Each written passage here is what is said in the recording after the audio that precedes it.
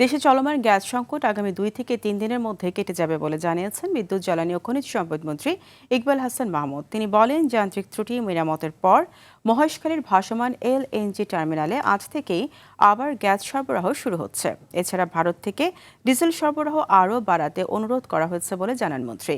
বিস্তারিত বিল্লাল হোসেনের রিপোর্টে। 2 সপ্তাহের বেশি সময় ধরে রাজধানী সহ সারা দেশে তীব্র গ্যাস সংকট চলছে। এতে সবচেয়ে বেশি ভোগান্তিতে পড়েছেন সিএনজি চালিত যানবাহনের চালক, শিল্প উদ্যোক্তা এবং নগরবাসী। গ্যাসের পর্যাপ্ত চাপ না থাকায় অনেক সিএনজি স্টেশন সাময়িকভাবে বন্ধ রয়েছে। আমার গাড়িতে গ্যাস ঢোকার কথা 300-350 টাকার, এই জায়গায় গ্যাস ঢুকছে 196 টাকায়, কিন্তু গ্যাসে প্রেশার নাই।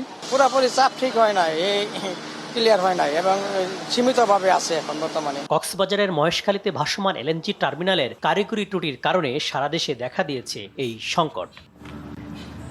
এ অবস্থায় স্বস্তির খবর দিল বিদ্যুৎ ও জ্বালানি মন্ত্রণালয়। মন্ত্রী বলেন, যান্ত্রিক ত্রুটি সমাধান হয়েছে। বৃহস্পতিবার থেকে এলএনজি টার্মিনালে গ্যাস সরবরাহ শুরু হচ্ছে। বিকালের মধ্যে ফ্রিজিং শেষ হয়ে যাবে। ফ্রিজিং শেষ হয়ে গেলে বিকাল থেকে গ্যাস সঞ্চালন আবার শুরু হবে এবং সঞ্চালন শুরু হয়ে গেলে আস্তে আস্তে আমাদের যেখানে প্রেশার কমে গেছে প্রেশারটা উন্নত হবে এবং মোটামুটি যে সমস্যার মধ্যে পড়েছি সমস্যা উত্তরণ করতে পারবো। স্বাভাবিক হতে 2-3 দিন লাগবে, মিনিমাম 2-3 দিন লাগবে। বিদ্যুতের অতিরিক্ত বিল প্রসঙ্গে কথা বলেন মন্ত্রী। ছিল 3,500 টাকা, 7,000 টাকা আসছে। আমার লোক যে পরীক্ষা করে দেখে আসছে, উনি 2 টন 2টা এয়ার কন্ডিশন চালান। ওনার কি বলে ফ্রিজ আছে, ওনার ব্লেন্ডার চালান উনি।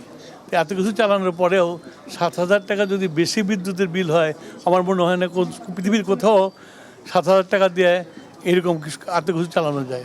পাইপলাইনে ভারত থেকে ডিজেল সরবরাহ আরও বাড়ানোর অনুরোধ করা হয়েছে বলে জানান বিদ্যুৎ ও জ্বালানি মন্ত্রী। ভারতের সাথে একটা পাইপলাইন আছে, সেখান থেকে ডিজেল আসে, তাদেরকে বলেছি আরও বেশি দেওয়ার জন্য। বিল্লাল হোসেন, RTV, ঢাকা।